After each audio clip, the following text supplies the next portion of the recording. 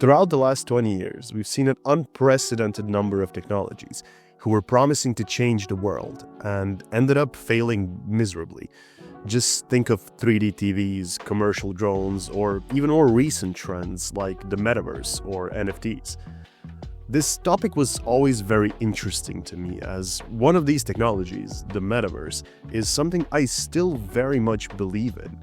So I always had a bit of a problem with hype cycles, as they're almost always filled with companies and experts who knowingly lie to the public just to squeeze a bit of short-term profit and then abandon the technology when it doesn't suit their interest.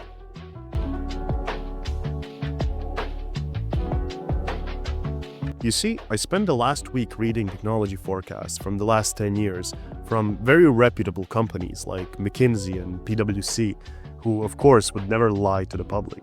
I mean, when has McKinsey ever done anything bad? Oh, never mind. At least PwC is someone we can all respect. Let's change the topic. It seems like all of these were predicting futures that just didn't seem to happen, overhyping products like segways and technologies such as NFTs that look a bit laughable today from our perspective. As an example, McKinsey, which is often regarded as the most reputable of these fortune-telling companies, published a report in 2022 where they claimed the metaverse market will reach $4 to $5 trillion by 2030. Just for reference, this is the entire size of the German economy. I think they might have been a bit off. And of course, they apologized and revised their forecasts. No, they didn't. They just jumped on the next trainer, now are trying to convince you AI will take your job. As a side note, anyone trying to convince you that AI will take so many jobs in the economy that there will be mass unemployment is either an idiot or straight up lying to you. Sam Altman. But the reality of 2025 is different. We don't have 3D printed TVs in a 3D metaverse. We just have another hype with AI, which will surely take our jobs and bring about Skynet any day now, as soon as it stops hallucinating that I should put wood into my soup whenever I ask it for a recipe. So the question is, why are we being told every 2 to 3 years that we are on the cusp of a technological breakthrough that will change the way we live? This is what we will try and uncover in today's video. We will look at hype cycles, why they form, and how they get replaced by new hype cycles. And the answer is actually quite interesting. It's Jeff Bezos. Well, kind of. Don't worry, I'll explain. If you are a fan of graphs like I am, you might have seen this one. It's the Gartner hype cycle, quite popular among the graph-loving community. It tries to describe the hype surrounding emerging technologies. It always starts with a technology trigger. This is something like a new technology emerging or a successful product using this tech just being released. Think of OpenAI releasing ChatGPT for the first time as an example. Then we see the hype rise and we reach the peak of inflated expectations. This is where your average NFT bro sells his house to buy a picture of a monkey. Ultimately, as insane expectations don't materialize and VCs, big tech, and consulting firms decide they are now finished milking the metaphorical cow, the hype dies down and we reach the dip of disillusionment. This is where your average NFT bro sells the before-mentioned picture of a monkey and goes back to working at McDonald's. Now, the majority of these technologies are genuinely useful, and the people who believe in them continue working on them and making them useful. Some, like the gaming industry, surpass even the initial hype, while others, like drones, become quite useful in their niche industries. Others just die, like 3D TVs or NFTs. But this part of actually making a technology productive is not the topic of this video. What we instead need to talk about is the inflation of expectations and the inevitable deflation of the bubble.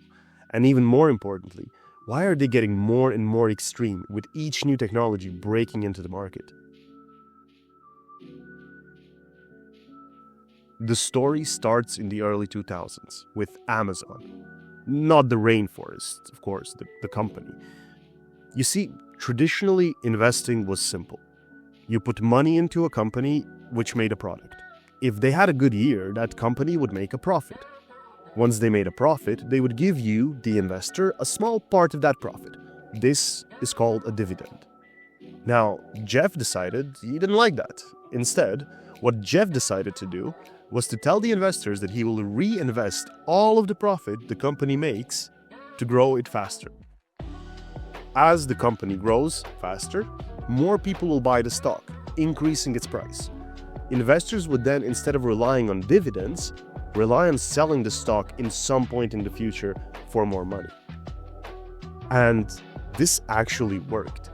It made a lot of people a lot of money. In fact, it has now become the industry standard. Everyone now is trying to become what is called a growth stock. In fact, just looking at the stock market, the share of companies paying dividends fell from 100% in 1983 to just below 60% in 2011. Everyone now is trying to be a growth stock. But as I explained, this seems to be great for all the parties involved. As the stock price grows, it makes more people invest, and both the companies and the investors make more money. There is only one problem. The company needs to grow. As soon as it stops growing, it's not a growth stock anymore.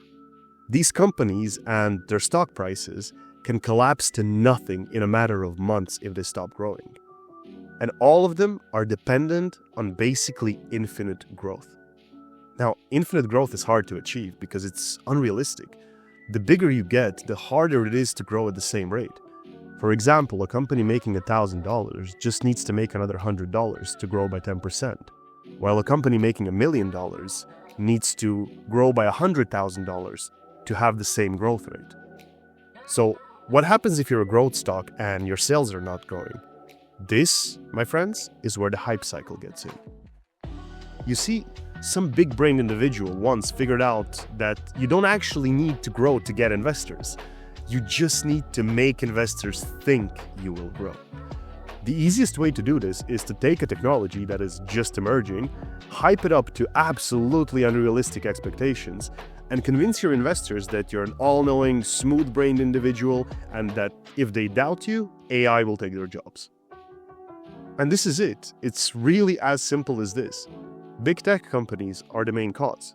They create hype cycles to keep themselves well invested while the hype is ongoing, and then move on to the next manufactured hype cycle when it dies down. But they're not the only ones benefiting from the constant hype cycles. Other industries, such as venture capital and consulting, have made quite a lot of money on these hype cycles as well. With venture capital, the play is simple. They want to fund as many startups as they can doing the cool new thing, and then sell them off before the hype cycle dies. It's kind of like playing a game of hot potato, with the person holding the metaphorical potato at the end not actually having enough money to afford a real potato. This is why you have startups who are doing completely useless things being funded by major VC companies, because it doesn't matter if they actually succeed. All that matters is they sound cool and get acquired before the hype dies down. On the less cool side, there are the traditional companies selling traditional products. These are not growth stocks, but they all try and pretend that they are because this is what makes the most money. One of the best examples of this bullshit is Under Armour, who are a sports apparel manufacturer, and in 2017, they announced they are no longer making training shorts that make your crotch look uncomfortably visible, but are instead a tech company. Why do they do this? Well, they aren't stupid. They understand they're still more or less a textile firm. But that is boring. What is not boring, however, was jumping on the big data hype train that was popular at the time and saying they are now using some big data magic to make themselves a big data health company. This worked out fantastically for them, as since then their stock is down by 80% since 2016, as the big data hype cycle just died down. They're not the only example. In fact, they are just one of many examples of this idiotic trend of hype chasing, which often results in these traditional companies getting badly burned by strategies which focus on chasing a golden rabbit instead of focusing on their business fundamentals. Just like Under Armour, who could have just focused on producing more quality sports apparel, but instead lost a whole lot of money and a whole lot of time on chasing a pipe dream.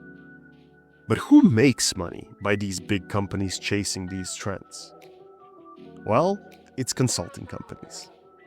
You see, whenever a new technology needs to be implemented, a big company has a big consulting firm that is always ready to help, to siphon the money away. Although most of the time they have no actual clue about the technology that they are actually implementing. They just dump it on juniors and analysts to figure it out. Behind every major company announcing they are now a tech company or doing some PR push where they announce they're implementing some new technology in a brain-dead way which doesn't even really make sense, there is a consulting company who is being paid millions for delivering this. This is now the main growth strategy for consulting companies.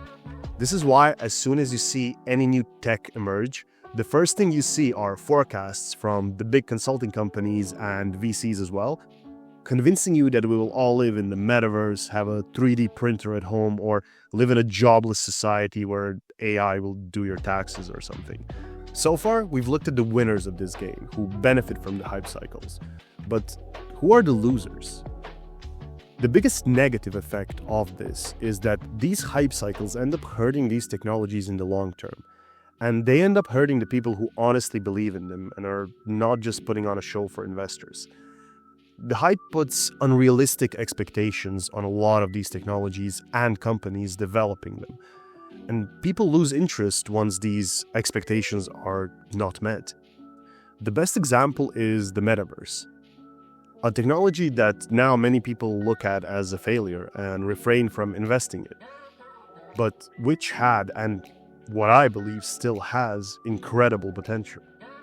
In 2021, during the height of the metaverse hype, everyone was super hyped up, and Facebook even changed their name to Meta. They presented unrealistic expectations of what can it do and what currently exists on the market, and it ended up just becoming a laughingstock on the internet for a while. Then everyone took turns in defining the metaverse in their own way, from Microsoft and Nvidia to NFTs and the crypto community. Everyone wanted a chunk of the hype and the investment, and no one actually thought about what users wanted. They just wanted a quick cash out or an increase in the stock price. This ended up filling the term metaverse with so much toxicity that now, once the hype is over, spaces which are real metaverses such as Fortnite or Roblox and are growing as fast as ever don't even want to call themselves metaverses because the term got so much negative baggage associated with it during its hype cycle. On the other hand, all the companies and industries who were completely misusing the term and made it toxic have now moved on to do the same thing with AI. And once it happens to AI, they will move on to the next trend and the cycle will continue. So, what should we do? Well, we can just be patient with technologies and give them time to grow and mature without putting unrealistic hype and expectations on them. There will always be hype cycles. Let's just not overinflate them, because the result might be killing the technologies which are being hyped up. And this really matters, because technology is the human superpower. It's how we solve our problems as a society. If we don't let technologies develop, our societies will not progress and might get crushed below our problems that we just won't have the solutions for. Thank you all for watching. Please like, share, subscribe, and don't forget to click all the buttons YouTube has down there.